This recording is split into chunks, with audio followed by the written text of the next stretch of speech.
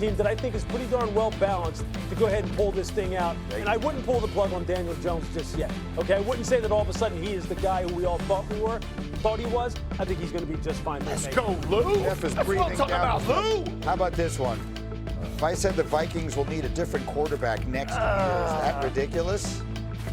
Yes, it's ridiculous only because he only has single-digit starts in his career. Yes. 6 to be exactly. But there's no question that KOC, Kevin O'Connell, needs to settle JJ down. JJ right now in the pocket just looks like someone who is just grasping at straws, and the game has gotten away from him. And I know he's young. Maybe he never had it in his grasp in the first place. But they have to settle him down this season or in the offseason and start him over from scratch. He looks overwhelmed at times. He does. And after beating the Lions in Week 9, J.J. McCarthy talked about his game day persona, his alter ego 9, which is a reference to his jersey number. We did a piece about that going back to the very beginning of the season. Now he's missed all this time and he's losing games. So yesterday on McAfee, former NFL coach Bruce Arians weighed in on McCarthy and his alter ego. Yeah, the alter ego thing is it needs to be AP. What's that? Accurate passer. Okay. Not snot. You don't need snot bubbles and tears. Okay. You play quarterback, not linebacker. Okay, we don't need all this hyped up. All right, just go play quarterback and be relaxed and throw the damn ball to the right guy. Maybe he needs a little bit of that, right? And I mean, I have watched the faces of my football players when they hear about the quarterback with the alter ego. And I don't want this to be like a piling on to the kid because obviously things are going very difficultly for him. But when things are going bad and you have an alter ego, go ahead, Jeff. I mean, first of all, it drives me nuts. Like whoever allowed that stuff to get out and like did the piece or whatever that nonsense, like somebody should have directed him better. Like to BA's point, you haven't even earned the right to have an alter ego in the NFL yet, right? You got a college alter ego. Okay, let's leave it in college. Let's figure this out now that we're in the NFL. It's difficult for me to even stomach that kind of nonsense because BA was one of my coaches, right? And he would talk to you just like he just said that to McAfee. He would look at you and be like, shut up, man. Just go do this, right? Do the simple stuff really well. And that's the part that JJ's struggling with, man, is the simple stuff, the routes that he knows are there. His timing is off, and then he presses, and guess what?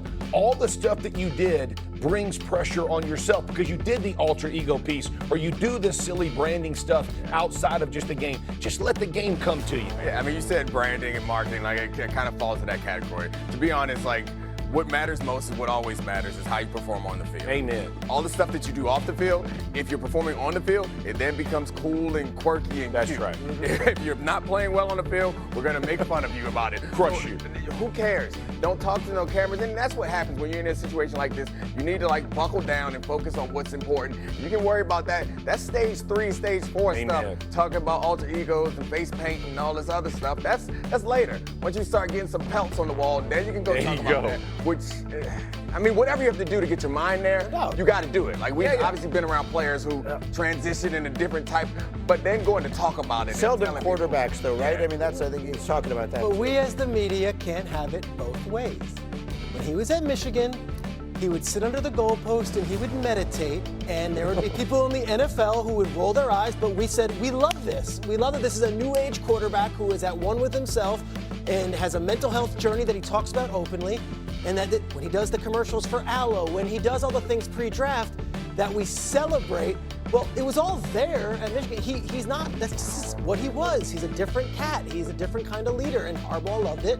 And we all said, gosh, we love him. He's a winner. He's a winner. And now that he's losing, suddenly it's, wait, I'm not comfortable with any of this. Look, I think to Nick's point, when you're winning, it seems great, and when you're losing, it's easy to pile on. Look, I think we have also all, going back to last year, when we think about Kevin O'Connell, when we think about Josh McCown, we would all arguably, or maybe all of us would agree unanimously here that there isn't a better head coach, quarterback coach combination that we would entrust a young quarterback's development to than those two guys.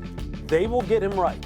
They just need to kind of rein him back in, because when you watch him play the game, JJ is kind of scrambling in his mind right now. He's not quite sure what to do. His feet are all over the place. His timing is off. He is airmailing passes that he can make in his sleep. That's the most concerning part, I think. Exactly. It is. He's having one of the worst seasons a quarterback has had. You're right. And he's doing it while having Justin Jefferson, Christian Darren. You're right. Team that won 14 games. It isn't about him. And we've all been down that road where we have felt things start to snowball, and you start talking to yourself, and all of a sudden you wind up making it worse. Yeah. That's what it seems like is happening with him. They're going to have to rein him back in. It has taken a very difficult turn. All right, look, we have a lot of football coming up. The first ever season finishing with a losing record. It pains me to say this, but I would not be shocked. This team is so inconsistent. They've beaten Jeff's Colts. Wow. And yet, That was a straight for no reason. when you expect them to kind of close out and win the division, everything's open. Now the Ravens are ahead of them, so I don't know. I would not be shocked. I mean, perhaps it should just be said they're just not that good. As you watch them, it's the way it looks. And here's the next one. Let's talk about a guy who is that good. Kimberly be shocked if Myles Garrett breaks the sack record before Christmas. Really, I would not be shocked. He's a monster. This man sacked Lamar Jackson 4 times a couple weeks ago. And he sacked Geno Smith three of the 10 sacks that he had. He is on such an impressive tear, and it is a shame that Myles Garrett is being wasted another season in Cleveland. I know he's getting his money, but still. You'll be there this weekend to see it in person against San Francisco. And then finally tomorrow night, will you be shocked if Joe Burrow upsets the Ravens in his return? Hear me out. I would not be shocked. You know why? Because I see the AFC North more than any other division, and I have seen the Ravens and the Bengals go head-to-head. I've seen Joe Burrow and Lamar Jackson trade blows. Lamar Jackson has the toe injury, the knee, the hamstring that he's dealing with. The Ravens' offensive line, an issue. So as much as the Bengals, there's a lot of pressure on Joe Burrow to be back. The Ravens, they have some issues as well. I will dive into that game, but first let's hear from Burrow. He talked yesterday, because you've heard it. There's so many people saying, why is he coming back? He's got all this history of injuries. He's got the toe. The team feels out of it. Here was Burrow yesterday on why he's coming back to the field despite the injury risk. I'm not going to ever go to somebody and say, yeah, I'm healthy, but I don't think I should go out there and play. That doesn't make a lot of sense to me. I'm not going to live my life and play this game scared of something happening.